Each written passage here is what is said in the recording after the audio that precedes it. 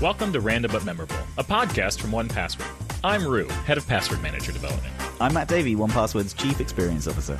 I'm Sarah, one of the founders at 1Password. I'm Anna, the producer behind the show. And we're the hosts behind Random But Memorable.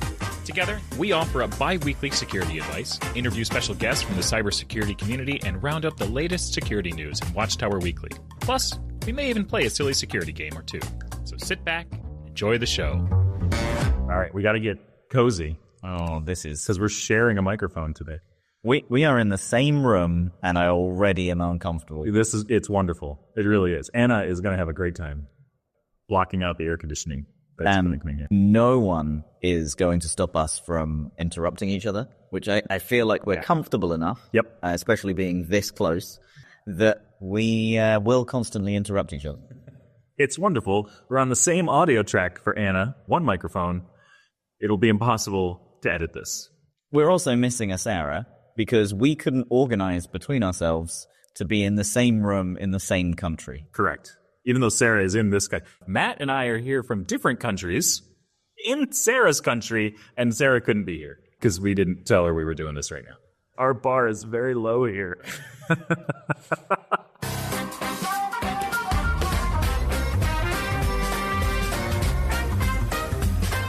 Before we get into the show today, I wanted to mention the guest we have joining us a little later on, as I'll be chatting with Vivek from SquareX. Vivek is the founder of SquareX, the browser-native security product that is focused on detecting and mitigating web attacks. So if that sounds like your kind of thing, do stick around, as I'll be chatting with him a little later on in the show. Right, let's jump into some Watchtower Weekly. This is where we report on some recent news headlines and discuss them in more detail. So first up, we have a story from the Register, which is DeepSeek exposed internal database containing chat histories and sensitive data. So this one is from the Register, and they joked, someone's in DeepSeek. I think that was a terrible pun. So, China-based AI company DeepSeek. Have you played with this thing? It's everywhere. No. I have also not played with it. I've been traveling, but I've heard it's pretty good. So, DeepSeek may have developed competitive, cost-efficient generative models, but its cybersecurity has recently come under fire. So, Wiz, a New York-based InfoSec house, says that shortly after the DeepSeek R1 model gained widespread attention, it's begun investigating the machine learning company's security posture. What Wiz found is that DeepSeek, which not only develops and distributes trained openly available models, but also provides online access to those neural networks in the cloud, did not secure the database infrastructure of those services.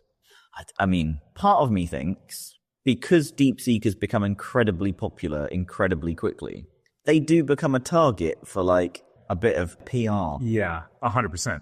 So, that means that conversations with online DeepSeek chatbot and more data besides were accessible from the public internet with no password required. This database contains significant volume of chat history, back-end data, and sensitive information. I'd actually argue, as well, that if you are talking to a chatbot, it's probably not private anyway. Yeah, I would agree with that. Because you are talking to a chatbot. Regardless of like whether the chatbot is contained within some sort of instance, it's still a chatbot. It's still going to chat back at the same instance as other people talk to it as well. Yeah. So within minutes, we found a publicly accessible ClickHouse database linked to DeepSeek, completely open and unauthenticated, exposing sensitive data, the firm said. This database contained a significant volume of chat history, back-end data, and sensitive information, including log streams, API secrets, and operational details. To make matters worse, Wiz said the exposure allowed for full control of the database and potential privilege escalation within the DeepSeek environment without any authentication or barrier to external access. Yeah, that sounds right. That's pretty bad. So, one of those data sets is said to have contained all sorts of sensitive data within the 1 million-plus log entries. Oh my god. According to Wiz, this included timestamps, references to API endpoints, people's plain text chat history, API keys, backend details, and operational metadata, amongst other things. The researchers speculate, depending on DeepSeek's ClickHouse configuration, an attacker could have potentially retrieved plain text passwords, local files, and proprietary data simply with the appropriate SQL command. So a cloud security researcher at Wiz said on the matter, the rapid adoption of AI services without corresponding security is inherently risky. While much of the attention around AI security is focused on futuristic threats, the real danger comes from basic risks, like accidentally exposing external databases. Protecting customer data must remain the top priority for security teams, and it is crucial that security teams work closely with AI engineers to safeguard data and prevent exposure. So, according to Wiz, DeepSeek promptly fixed the issue when informed about it. Its privacy policy for its online services makes it clear it logs and stores full usage information on its servers in China. The Android and iOS app is not available in Italy after the Euro nation's data protection watchdog started asking pointed questions about the use of people's personal data. Ireland is also said to be investigating. It came out of nowhere so fast, there's no way that they didn't cut a bunch of corners in order to get here. So I'm not at all surprised by any of this. I'm not surprised at all. I also think if you are one of the early adopters that grabs these things as soon as they're popular, really you have to think about, okay, there is sensitive data in AI and that type of thing. You have to use everything with risk, but I do think you have to use extra careful precautions on things that you literally just picked up from the internet and that have literally just come out. Yep. All right. Our next story comes from Forbes.com, introducing Ghost GPT, the new cybercrime AI used by hackers. The security threat driven by advances in AI is hardly new news, but unfortunately it would appear that one AI-powered chatbot is marketed to and used by just such cybercriminals and hackers, according to a new report. Cybercriminals are using what's known as Ghost GPT, a newly discovered and completely uncensored AI chatbot for malware creation, phishing scams, and more. Unlike traditional AI models that are constrained by guidelines to ensure safe and responsible interactions, uncensored AI chatbots operate without such guardrails, raising serious concerns about their potential misuse. Most recently, researchers at Abnormal Security uncovered Ghost GPT, a new uncensored chatbot that further pushes the boundaries of ethical AI use. Ghost GPT isn't like the kind of generative AI chatbots we are used to, the ones that have ethical guardrails in place to prevent misuse and abuse. These limits stop you from being able to ask them to create malware or compose targeted phishing scams for you. Ghost GPT has no such guardrails. It is, Abnormal said, quote, a chatbot specifically designed to cater to cybercriminals. So while it is most likely based upon a jailbroken version of an open-source large language model, it throws a wrapper around that core and effectively removes any and all ethical safeguards. Quote, by eliminating the ethical and safety restrictions typically built into AI models, the Abnormal researchers warned, Ghost GPT can provide direct, unfiltered answers to sensitive or harmful queries that would be blocked or flagged by traditional AI systems. The Abnormal report revealed that Ghost GPT is readily available to cybercriminals using the Telegram messaging service, where it can be accessed as a Telegram bot once a fee is paid. The researcher explained, it lowers the barrier to entry for new cybercriminals, allowing them to buy access via Telegram without needing specialized skills or extensive training, which makes it simpler for less skilled attackers to engage in cybercrime. Yeah, I think that this is not necessarily surprising because we've talked about how AI can help cybercriminals do their job better, but to see one called out explicitly is really interesting. I actually don't think this is a new story at all. Yes, it exists, but the things that it is creating, this is essentially a chatbot that has been trained to create phishing attacks. Hey, make me an email that looks like PayPal. I feel like cybercriminals have been able to do this for a long time, just because it's an AI that now has replaced a Fiverr thing that you used to get someone to create you an email that looks like PayPal. One of the things that I'm interested in, I've seen it on Reddit and that type of thing, is essentially what some people have done is create joke packs. And those joke packs are actually used for phishing and really quite complex phishing attacks and all sorts. And this is very, very similar. These packs and these toolkits are really widely available now. Yeah, that's very true. You're right. It's not necessarily that this is anything new. Certainly the outcomes are not new. I do think it does lower a bar of entry, but... Well, just on that, I think the highest bar here is the fact that you have to pay for it. It's a Telegram bot that, once a fee is paid. Yeah, that's true. I wonder how much that fee is. And I don't wonder so much that I would go look it up, though. £12 on a sandwich. Right. This next one is Gilmore Girls fans nabbed as Eurocops dismantle 2 major cybercrime forums. I did not expect the Gilmore Girls to make a appearance in this. Are you a Gilmore Girls fan? Absolutely. I've never seen it. What? Yep. But you basically live in the Gilmore Girls. I know. I've never seen it. Right. I think you've got some traveling come up. Oh, you're driving. It's probably not safe to watch the Gilmore Girls while you're driving, but like, I feel like I could do that. And the reason why is because I've seen it so many times. I don't need to look at it. I know what's going to happen. Okay, so law enforcement officers across Europe assembled again to collectively disrupt major facilitators of cybercrime, with at least one of those cuffed apparently a super fan of the TV series Gilmore Girls. So 2 crime forums, cracked and nulled, like a 3 out of 10 for originality on the naming there, Yeah. were pulled offline. Together, the platforms amassed more than 9 million users and were often budding e-miscreants' first foray into pursuing a life of cybercrime. What is the term? What are you, a kiddie hacker?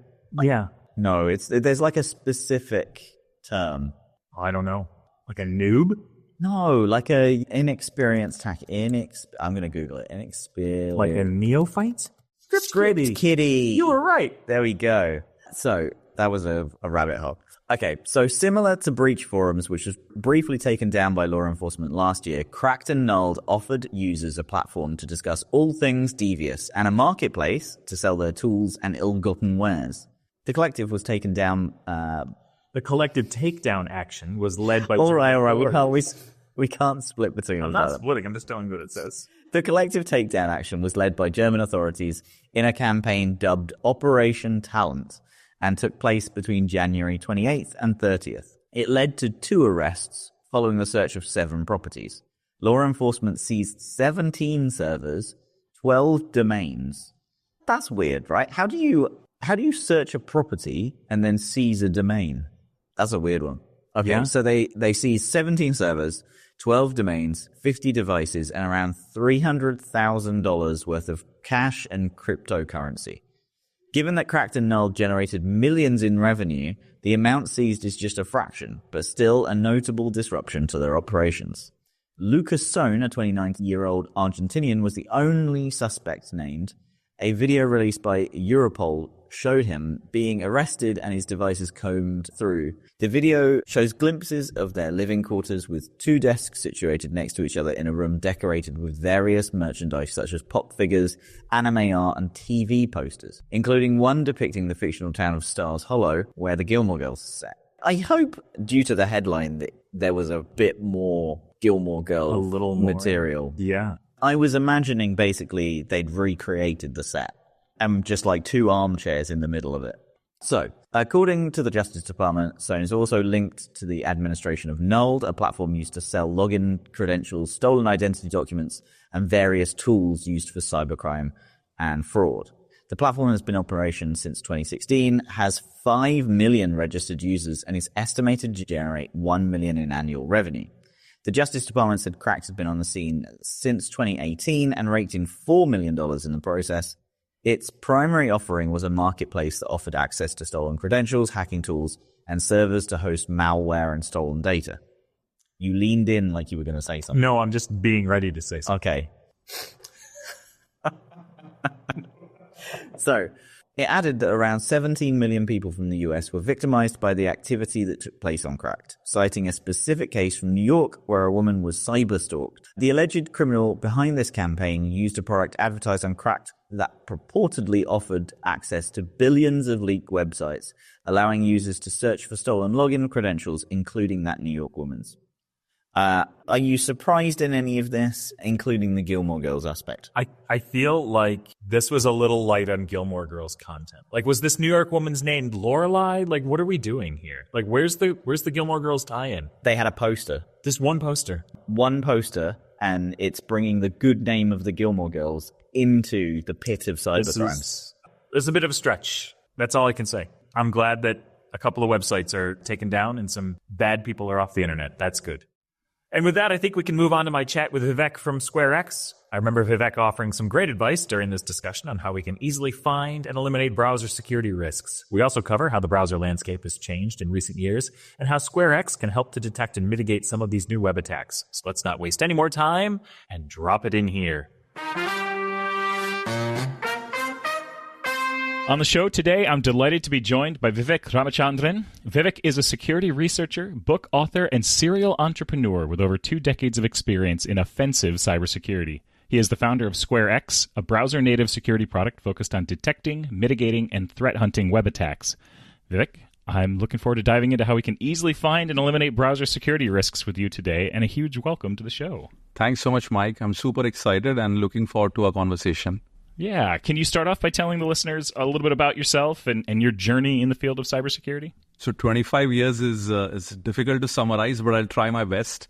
So I fell in love in cybersecurity literally 25 years back, and this was the time when those DDoS attacks were happening on Yahoo and Alta Vista. And I suddenly heard that, this German hacker going by the name of Mixter had created this attack tool called Tribal Flood Network, and that is what was getting used. I downloaded it, opened it up, understood nothing. And that is really where I got super fascinated with, exactly how would something like this even work. Started learning, C programming, assembly, and all of that. Eventually went into a university, started once again, trying to build my own attack tools and whatnot. And then was very lucky that I was able to join Cisco Systems fairly early. And I was able to work in their layer 2 security team as a programmer, doing a lot of very deep tech features.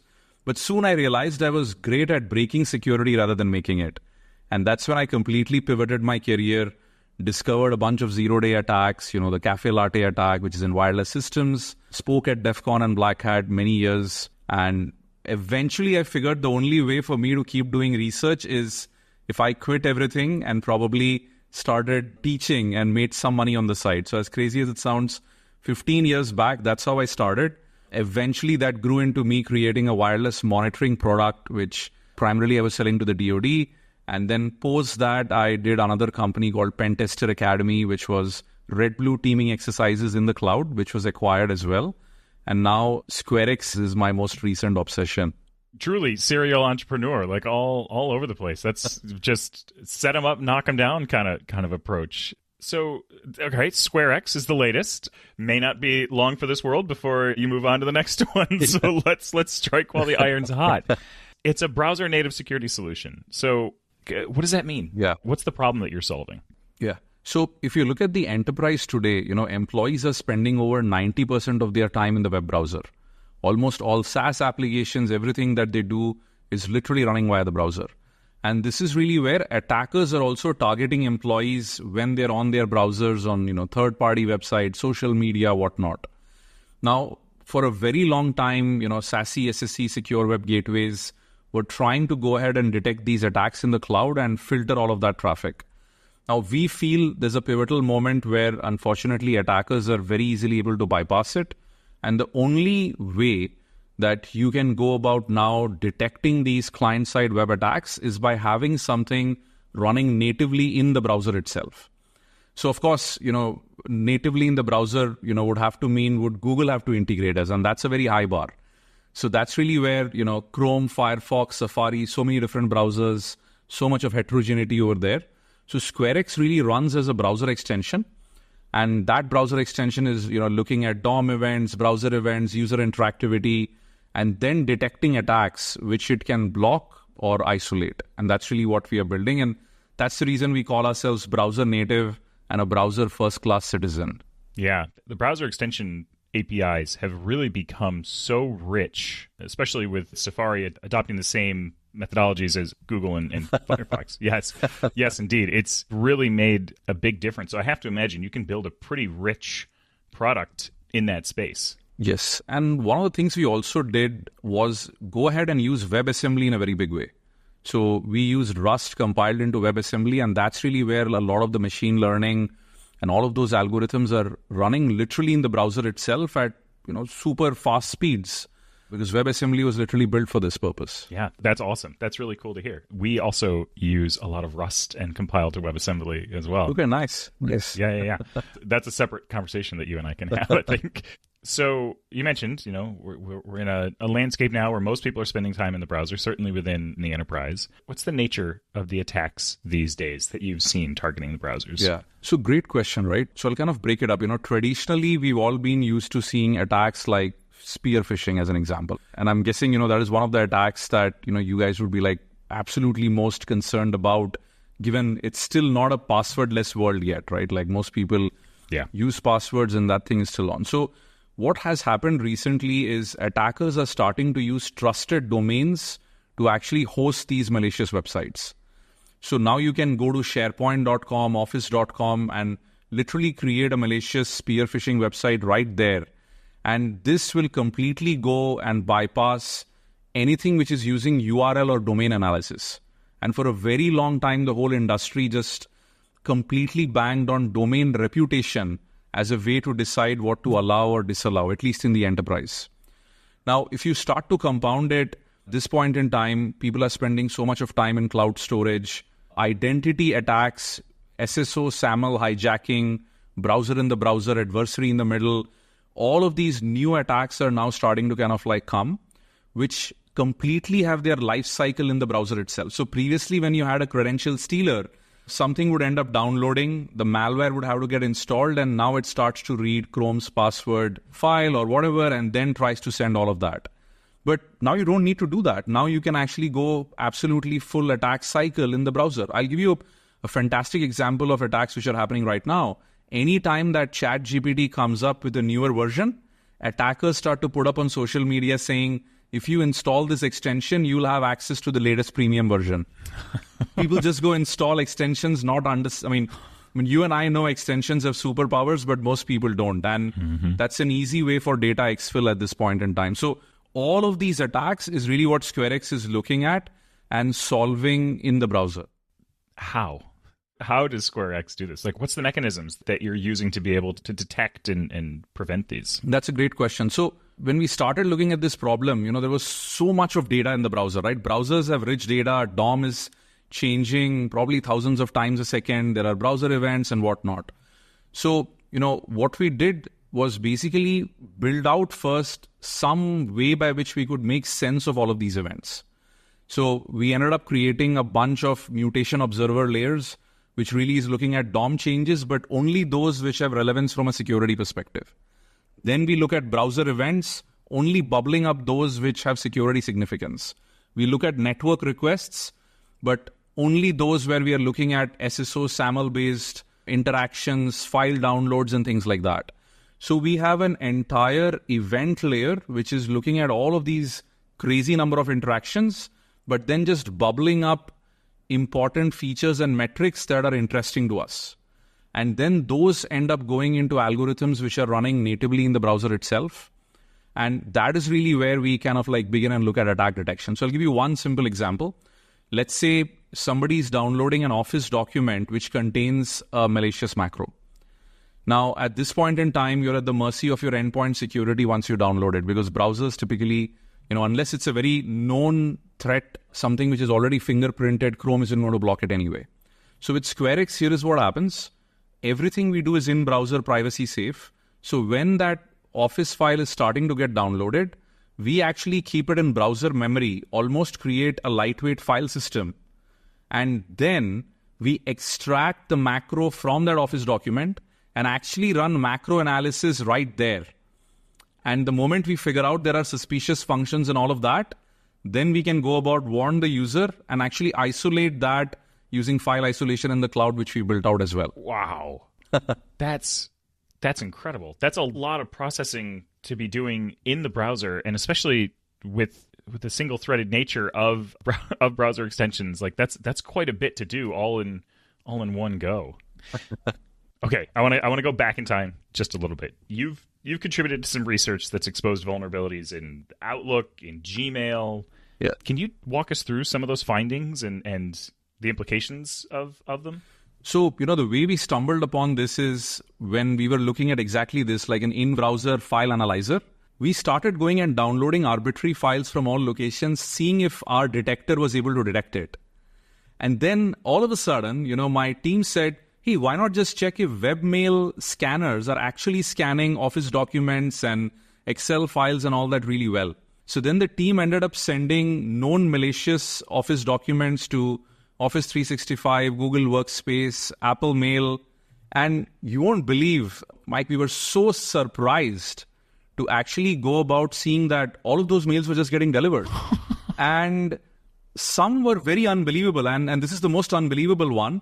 You could actually take an existing malware, which is on every threat feed, and it's actually an Excel document with a malicious macro doing a download and execute. And all you had to do was change the metadata of the author name, and it would bypass, which meant all these, as crazy as it sounds, all these platforms were doing was literally just hash comparisons. That's wild. Yeah. So, this is fascinating. So wait, how long ago was this that you discovered all this? This was barely actually 5 to 6 months, not even 5 to 6 months. And many of these vulnerabilities still exist even today. Like literally, I could show you a live example of an Office document with a malicious macro, which even VirusTotal would say there is a problem with, and would absolutely go through Gmail, Office 365 and all. And what I suspect is, see, what tends to happen is these mail providers are getting millions of these documents probably every second, right? Yeah. There's only so much cloud processing power that they can throw on each of these documents before it starts to become prohibitively expensive. Because look, I'm guessing, they would have to create an isolation pod because they can't mix documents from multiple people and analyze it on the same system. So some isolation container, something going on, and all of this is expensive to run at scale. And this is really where we felt like a lot of this processing done on the endpoint in the browser is way more scalable than trying to do this, for millions of users at the same time in the cloud. Yeah, for sure. Huh. Wow. Okay. That's fascinating. Why do you think mail providers haven't pushed for the types of protections and scanning down to the client level yet? So I think multiple possibilities. One is, of course, the sheer amount of processing power required if you had to go through millions of documents like we just discussed. The second interesting thing is, not just mail providers, by the way, but even instant messengers, WhatsApp, web, Telegram, and all of these. So I think many of them, what they try to do is peer-to-peer encryption. And when you try to do P2P, the big issue is then you yourself can't analyze what's really happening in between. So WhatsApp, web, and Telegram and all of these are fantastic ways to send malware because it just reaches the other user with nothing ever happening on the network because there's no safeguard possible. So that is really where we've started to sense that as we are moving more towards this P2B encryption world, anything sitting on the network trying to monitor, trying to intercept is going to become more and more difficult. And that's really where things have to be, where the data is finally delivered, which is in the browser. Yeah. Wow. Okay. All right. So despite pretty massive investments in security solutions like secure web gateways and SASE, we're still seeing nation-state attackers that are evading detection. Can you talk about some of the new attack techniques that you've observed? Yeah. So, we did a DEF CON main stage talk where we actually talked about 21 architectural vulnerabilities in SASE, SSE secure web gateways, which are unfixable even to date. And this is the biggest vendors, right? I was in touch with the vendors. We even coordinated the release. Now, what is the real problem? The problem is all of these secure web gateways came at a time when just monitoring SSL traffic was a win. I mean, you remember 10 years back when the world was moving from HTTP to HTTPS, right? Maybe 14 years back, I guess. Yeah. And fortunately for them at that point in time, you could look at network traffic and infer application layer attacks because all you were looking was simple HTML, CSS, and JavaScript. Now, today's web apps are massively complex. Everything is a thin client, API-driven, with client-side views changing multiple times in a second. So this is really where, looking at network traffic to uncover application attacks, unfortunately, is no longer possible. Secure web gateways lack context of user interactivity. I'll give you a simplest example. Let's say a malicious website monitors a clipboard, copies the data, and maybe that was credit card information, and sends that data. A secure web gateway doesn't know if this is a form submission, is this clipboard data, is this just session data or just gibberish? So without context of data source, data origin, there's absolutely no way that you can apply any sensible policies on a network device. Yeah. Right? Another example is a drive-by download. You are just on a site, a download just triggers. Like, how does a swig know that this was not a user clicking and downloading versus just something downloading asynchronously? I mean, I could go on and on, but fundamentally the problem really is without understanding of what's really happening on the user's browser, without having that data, you are essentially blind to state. And if you don't know the state of the application, state of each of the windows, there's no way that you can uncover modern application layer attacks. Yeah. I want to go back to AI for just a minute. You talked about this attack where people get offered browser extensions to access the latest premium features. Like, how do people avoid falling victim to these pretty cleverly disguised attacks? And certainly where there's not an understanding of, as you said, like the level of power that comes with a browser extension. I think, unfortunately what's happening is, I think we are reaching that stage in technology where tech is so complex that, forget the average user, even an average technical user may not be fully able to understand what's really going on, right? You and I know browser extensions in and out, but if you even talk to a really good technical person, they might not understand what superpowers an extension would have. Yeah. So with AI, what I'm starting to see is things are compounding because even like in the pre-LLM era, we were still relying on our senses to decide what is fake and what is real. So compounding, deep fakes, there's absolutely no way now that you can look at something and say, is this something created by a human being or an AI? So scams are going to be a lot better. One of the interesting things we had even done, with AI is we used code LLMs to write all the exploits which I put out there for the Secure Web Gateway one. And the key assertion I was trying to make is attackers can now come up with proof of concepts way faster than enterprise security products can come up with patches, which they have to test before deploying, right? While an attacker can deploy a POC every second, he doesn't care. He only has to win once. Yeah. So I think it is going to get worse before it gets better. Yeah. How do you see the future of browser security evolving then over the next few years? And what role does SquareX play in all of this? Yeah. So that's a great question. So I actually feel what's going to happen is the browser has to get more intelligent because if you think about it, that is the access device to everything. And that is really where we almost see browser security evolve to become a security assistant to the user. It's only in the browser that you're viewing the web exactly how the user is viewing. Right. You literally have sitting on the shoulder view of what the user is doing, viewing how websites are getting presented to them. And my assertion is that the best way that any security product sitting in the browser can grow is almost start to become AI security assistant to start solving any problem which the user would kind of encounter while he's working on the web. And that is really how we are also thinking about growing SquareX is, hey, grow with the user's need to be able to differentiate all of these attacks, whether AI or non-AI related, be almost like an AI security agent for the user. Yeah, that's really smart. A really natural evolution, I think, when you consider, as you said, that, the browser is how people experience the web, and it's literally the translation layer between what's out there and what people are experiencing. Okay, let's bring us home. Where can listeners go to find out more about you or about SquareX? So I think for SquareX, sqrx.com. I had to go through a lot of pains to get that 4-letter domain, as you can imagine. I bet. That's a story in itself. And, for me, I'm on LinkedIn, Vivek Ramachandran, and on Twitter, Viv Ramac, Vivramac. I tend to post a lot more than I should on social media. So, yeah, if you want to get abreast with whatever latest updates that SquareX or me is doing, I think our LinkedIn or SquareX's website is the best place. That's awesome. Vivek, thank you so much for joining us today. Yeah, thanks so much for taking the time, and really excited to see how your listeners respond to this show. Yeah, likewise. Okay, so let's jump into Ask One Password, our advice segment where you can ask Roo anything. Today's email comes from Naveen, who says, "Hey Roo, get ready because I'm about to drop my question in here." Yeah, you are, Naveen. Woo! I want to share important information with insurance and accounting, but I don't want them to be added to my 1Password Families account since I've already used my 5 family accounts. How can I share these secure documents without creating a new guest user? Bonus question. Do you have any other 1Password tips to help make it through the dreaded tax season? Thanks for all you do, Naveen. Yeah, this is a great question, Naveen. So you already hit on one of the answers, which is to add these people as guests to your account. And guest users are different than normal users. They only have certain types of access. And so you could invite a guest and give them access to a single vault where you put the documents that you need.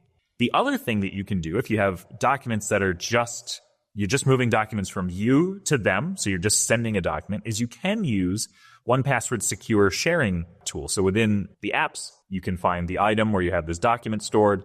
You can hit the share button, and it will upload the document to our website in a secure manner, and you can give access to these people via their email address. You can set time limits on it. You can make sure that only they have access to it. And so it does give you a way to securely send things. It's really wonderful. I highly recommend that. But either look into adding them as a guest or use our secure sharing. As far as other tips for tax season, no, I don't have any. I think that's probably it. Sorry.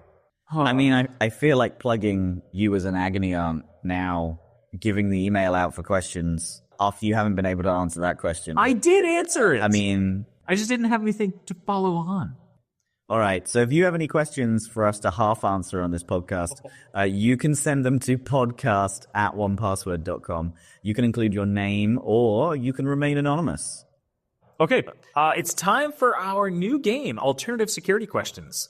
Traditional security questions like where were you born and what was the make and model of your first car are quite boring and not to mention very easily crackable. So here we get to suggest some alternative security questions with less predictable answers.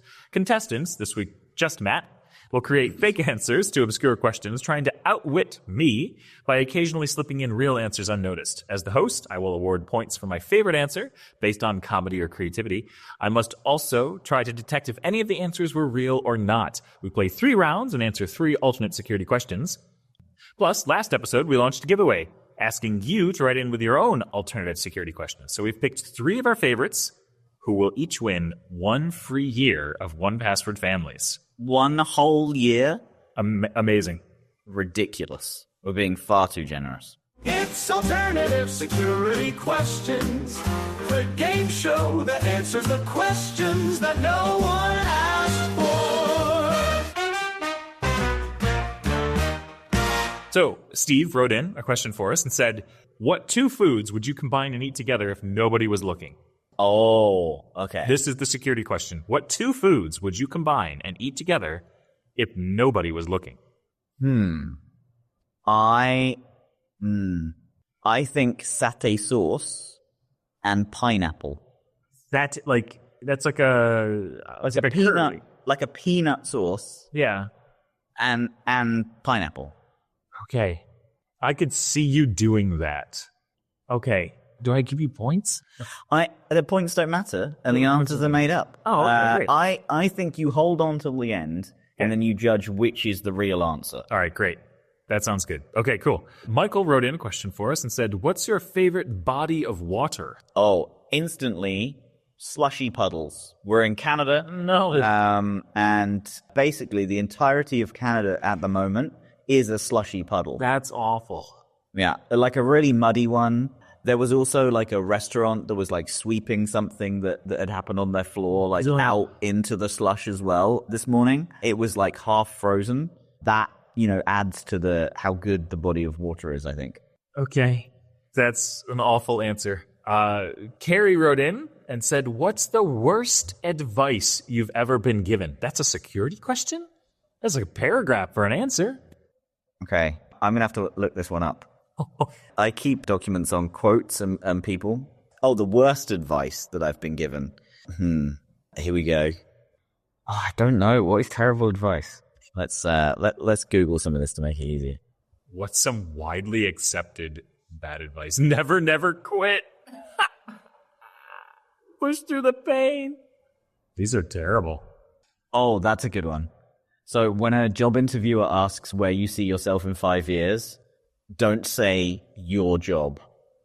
That is a terrible piece of advice. I think that comes across very weirdly. I think I'd say that's the worst advice I've ever been given.